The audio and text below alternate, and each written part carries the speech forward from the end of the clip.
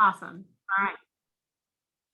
All right. Well, thank you. Like you said, I'm Maria Bennett. I am at Scott County Schools. I am excited to share. I am recently out of the principal role. I am now at central office, but I have such a passion for being a building level principal. And so I wanted to share a little bit about some of the tricks and trades. I want to preface by saying I am by no means an expert. I am not saying that I have 100% work-life balance all the time. I have some nights where I'm up way later than I should be, working on things still to this day, but this is just about some tricks that I've learned about being intentional and just kind of the ebb and flow of a school year as a building principal. So just so that I can kind of have a little bit better understanding of everybody who's in here, just if you can just share in the chat, if you want to, just how many years experience you have as being a principal, if you're kind of in that newer, like a new principal in that 2 to 4 year range or 5 years plus. And then do you have any other administrators who work in the building with you to help divide up your duties? That's going to help me kind of have an understanding of everybody I'm talking to and everybody's current situation. So if you don't mind to just throw in the chat. Okay, awesome.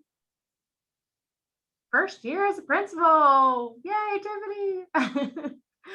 That is awesome too, that you have an assistant principal to help with that.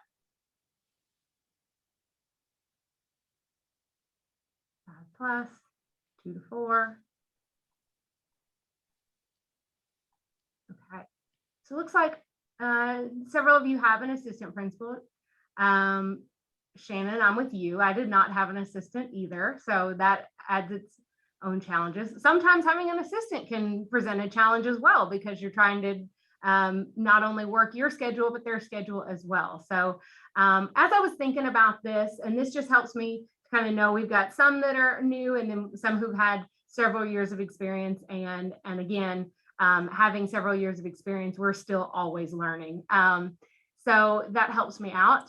When I was thinking about this, I was thinking about all the things that go into a day-to-day as a building level principal and everything that takes up time. Sometimes I get home at the end of the day and my husband would ask me about the day and I was like, I don't know. It was just all a blur. There's so much stuff that you do in a day, but I feel like I almost always was saying I had meetings. I feel like that's like a bulk of my day was in meetings. And so I kind of made a list of different things that I might do on a daily basis. I'm sure this is very similar to the list of things that you guys would do on a daily basis as well.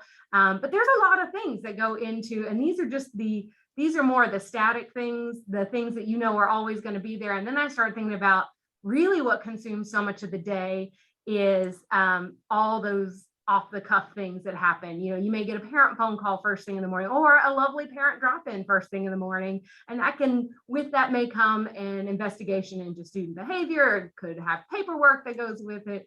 It could be so many different things that come from that. So being as intentional with our time and making sure that we have gaps of time in our day allow us to kind of have room for some of those things that pop up, because inevitably, whenever I would look at my calendar and be like, boy, it's looking like a pretty easy day, there would be 1,000 things that would pop up, and it would be probably the most challenging component or the most challenging day of the year. But when I think back, the majority of my time was often with student behavior or with meetings. It was just always meetings, like I said.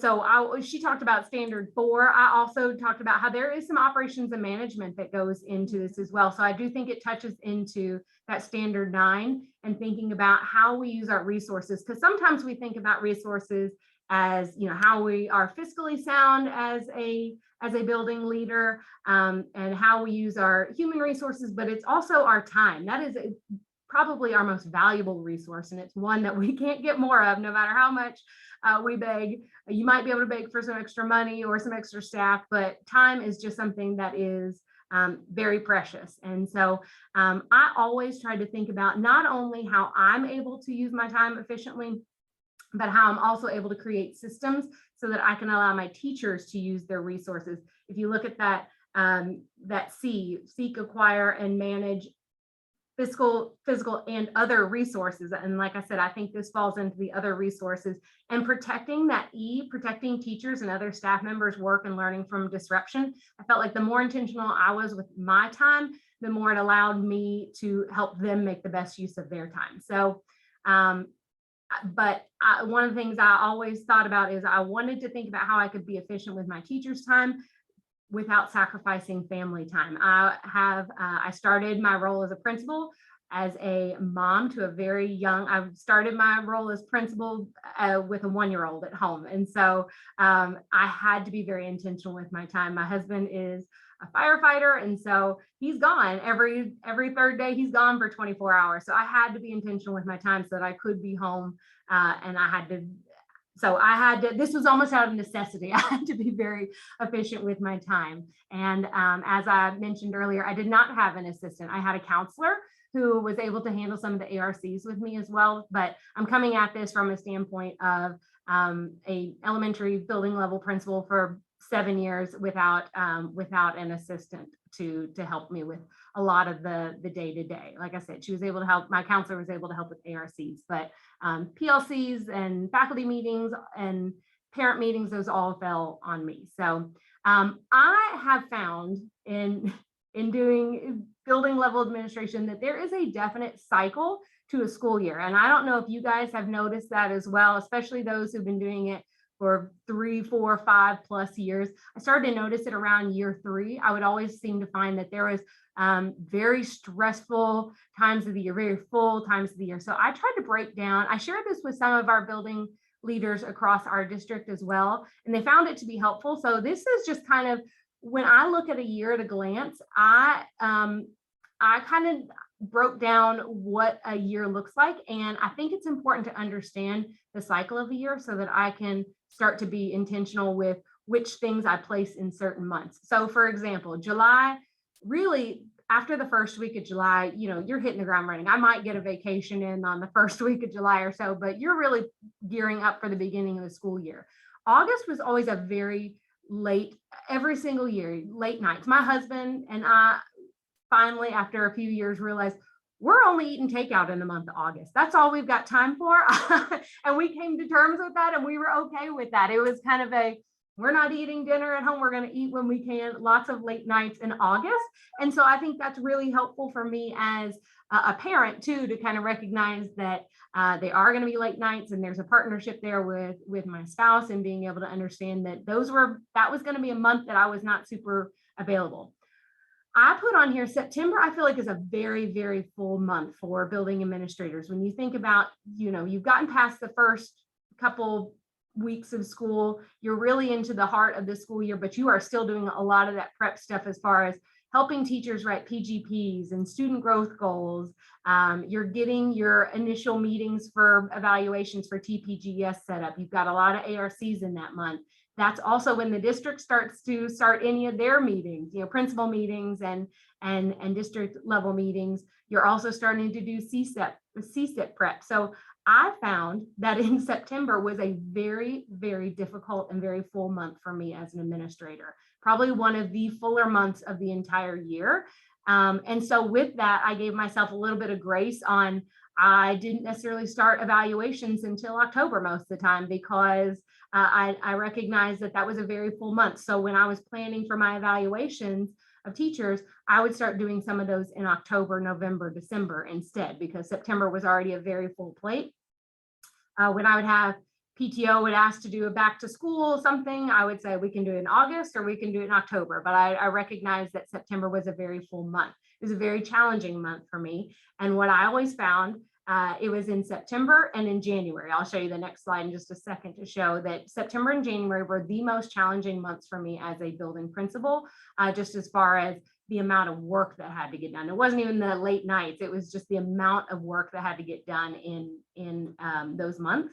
And I always found that was kind of a lower month for me. That was a harder month for me to get through. And I found that the next month was always the challenging month for my staff. So October without fail, was always a very challenging month for my staff. It's when I saw behavior referrals kick up because my staff was feeling exhausted at that point. The honeymoon's over. There's a lot of work that's put on them in October. So I found, after doing it for several years, October and then also February were very low months for my staff. So what I would try to do is be very intentional as a building principal about how much I was putting on their plate in those months, and also being very intentional about building culture and staff morale during those months as well. So I say that to kind of help you be aware that your staff morale is going to hit low points and cycles during the year. If we're aware of that, then that helps us kind of offset that. And that did help with behavior referrals. I wasn't getting so many behavior referrals when I could help keep my staff's morale up a little bit. Doesn't mean I'm still not going to get them, but it did help me kind of recognize where highs and lows were during the year. And then November and December, halfway through November, it gets a little bit crazy with all the holiday events. I was at an elementary school, and December was mostly holiday events. So October, November were my big months where I was getting in a lot of my observations. So I would plan around according to that. Like I said, January and February. January was a tough month for me. February was a tough month for my staff. And so again, being super aware of, January is really busy because you're doing a lot of those, you've done benchmarks and you're trying to reevaluate and move things around and trying to get ARCs in that may need to be done for the end of the year. So it's kind of opposite. You would think that August and May were the hardest months, and they are hard. But when I really looked at the ebb and flow of a school year, I found that January and September were the most challenging. So again, that kind of helped me understand my year and plan accordingly. So again, January was a challenging month, so I would do a lot of my observations in February and March. But I was also very mindful of a lot of our staff was having a challenging time in those months that I was doing evaluations too. So I also wanted to kind of share what a sample week might look like for me and some tips and stuff that I found from that. So I, for a long time, would try in an effort to be in all of our ARCs, or to be in, well, I had to be in a lot of ARCs, but to be in the PLCs, when I was taking an entire day to be in those grade level meetings, I was not allowing myself to get behavior referrals done. Emails were getting lost. So these things were getting spread out over multiple days. And we would normally do those PLCs on Thursdays, and then it would end up, my Fridays would be absolutely swamped, and I'd be just kind of behind going into the weekend. So I ended up breaking up my PLC days to Wednesdays and Thursdays. I split it up over 2 days, and I met with half of them on one day and half of them on the other day. And then the expectation was that they met as a team for planning or anything on those other 2 days. So those were absolutely sacred days where I made it very clear to my staff that there were no ARCs scheduled on those days. So I took 2 days my school was about 33% special ed. So we had plenty of ARCs, but we were able to get them in within 3 days, but we were very intentional about, they did not happen on Wednesday and Thursday because, again, I was trying to protect our teachers' time on those days. And we just kept all ARCs on Monday, Wednesday, Friday. And again, I split that up with my counselor. And our school psychologist. So we collaborated on what those days were going to be when our school psychologist was in the building. He was a traveling school psychologist. We shared him with other schools.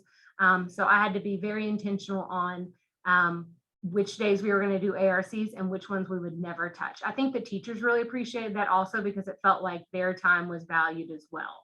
And they knew that when I was in those PLCs, I was able to give them my full attention as well, and be a part of those conversations.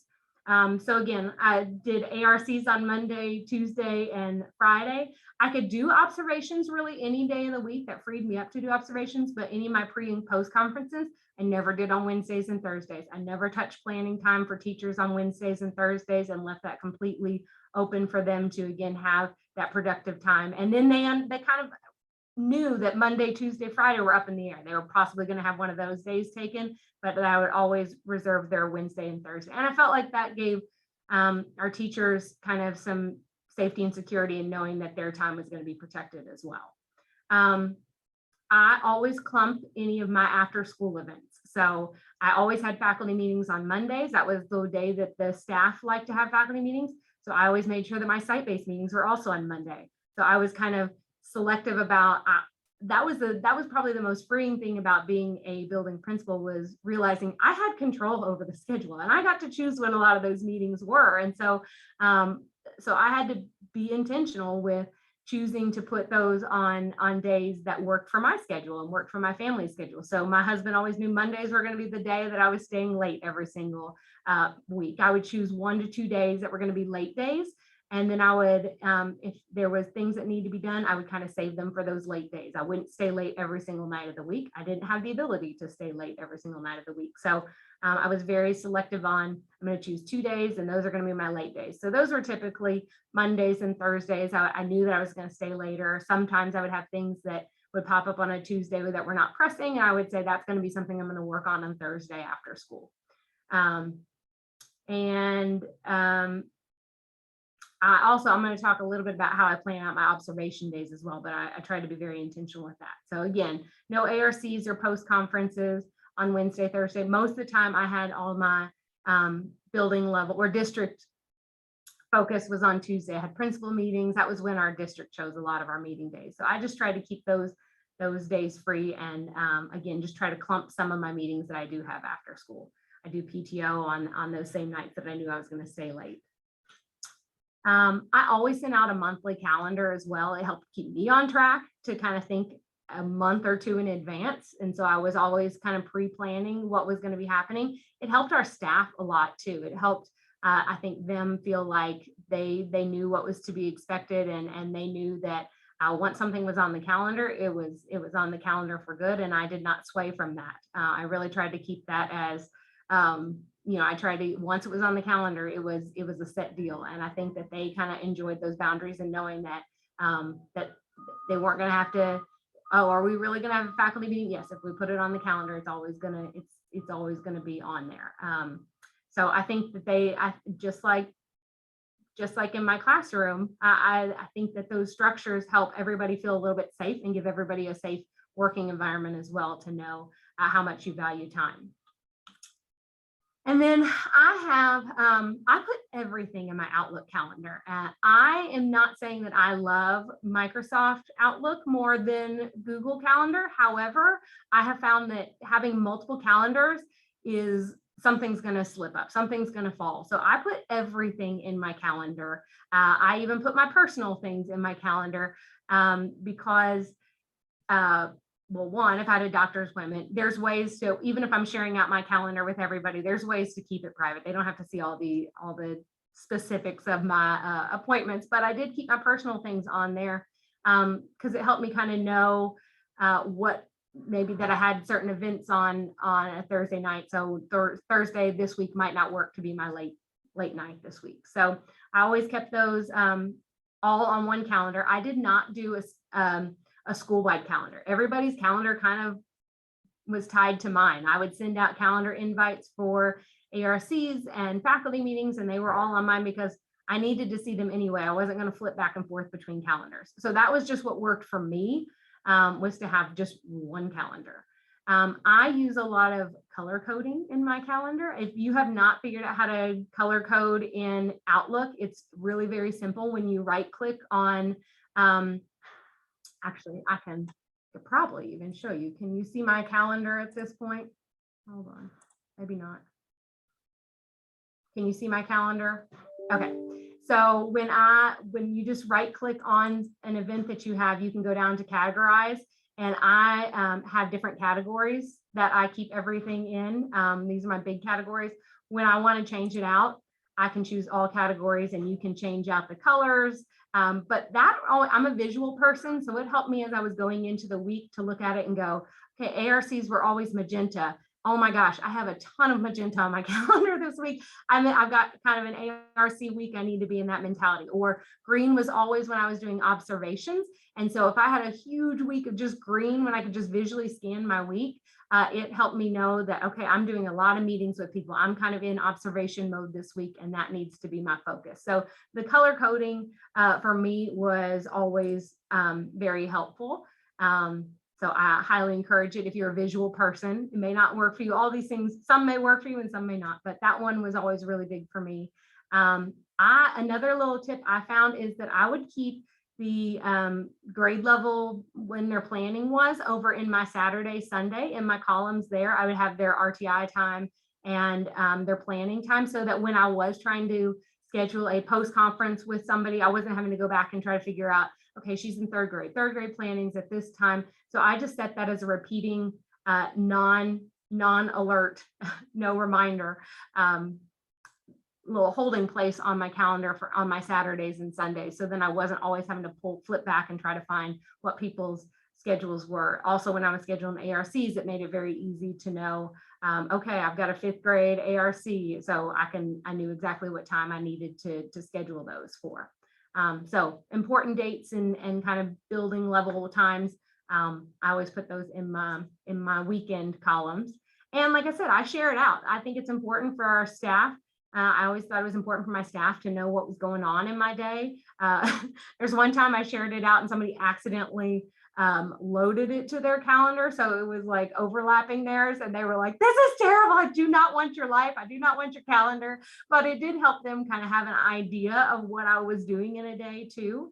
And it gave them, they would know, oh, she's got some free time. This would be a good time to stop in, or they knew that I had a very full day. So I think it was helpful for them to kind of see what I was doing as well.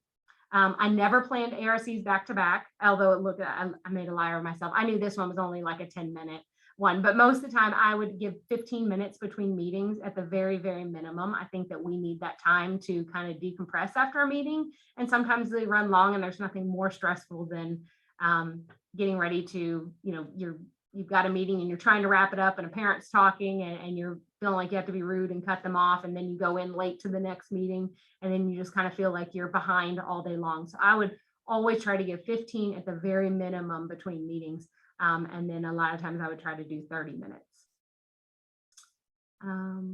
If you are sharing out your calendar, like I talked about, you can do a lock feature too, where your staff can't see all the details of you. They can make it private, and you can choose how much you let them see out of your calendar.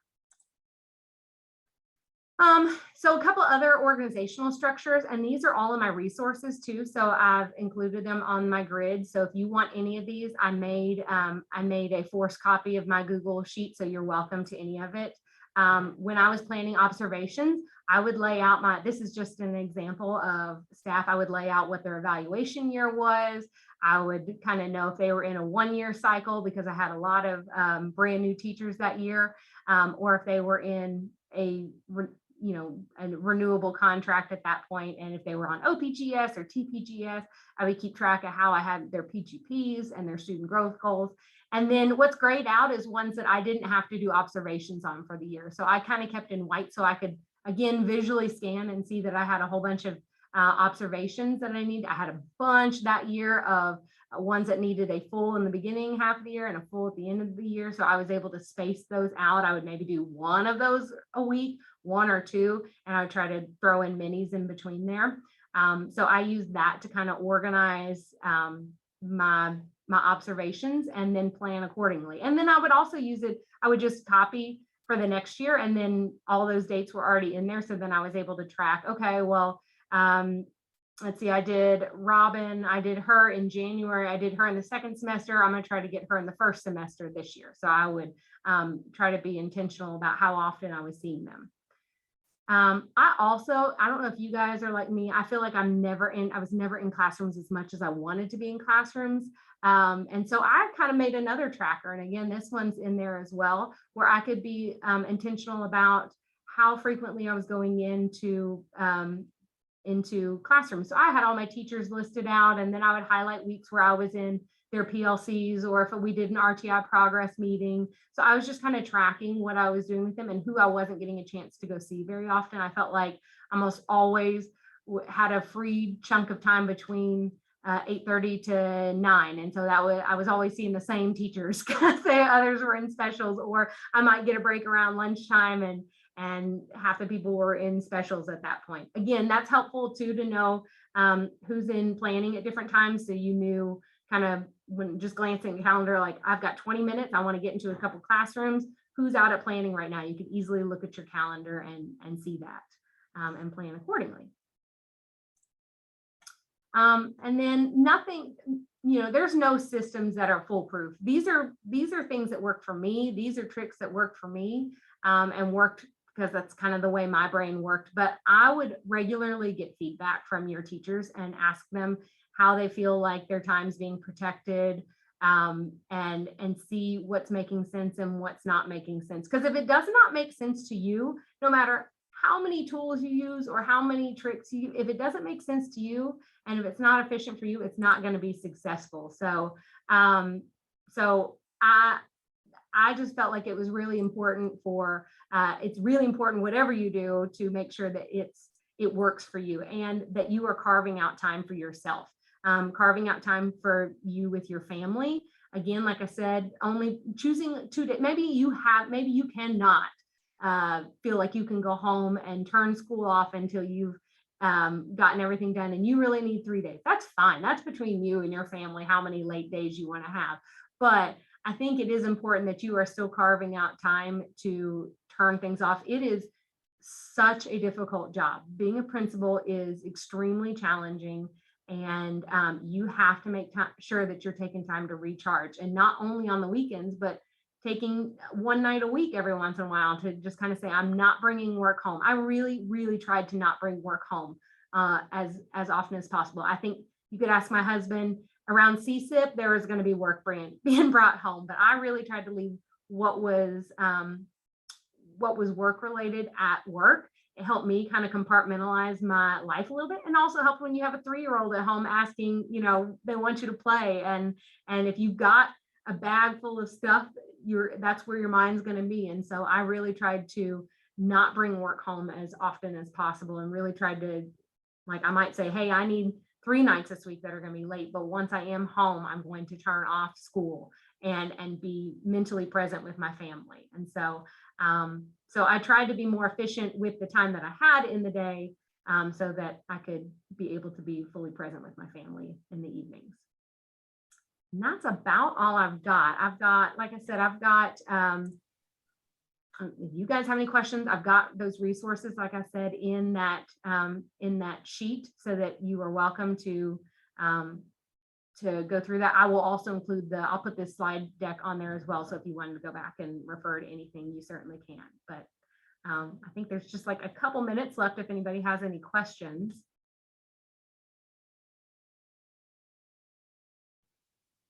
Yeah, feel free to unmute or to type your questions in the chat. Maria, this was excellent information that you provided. Great tips.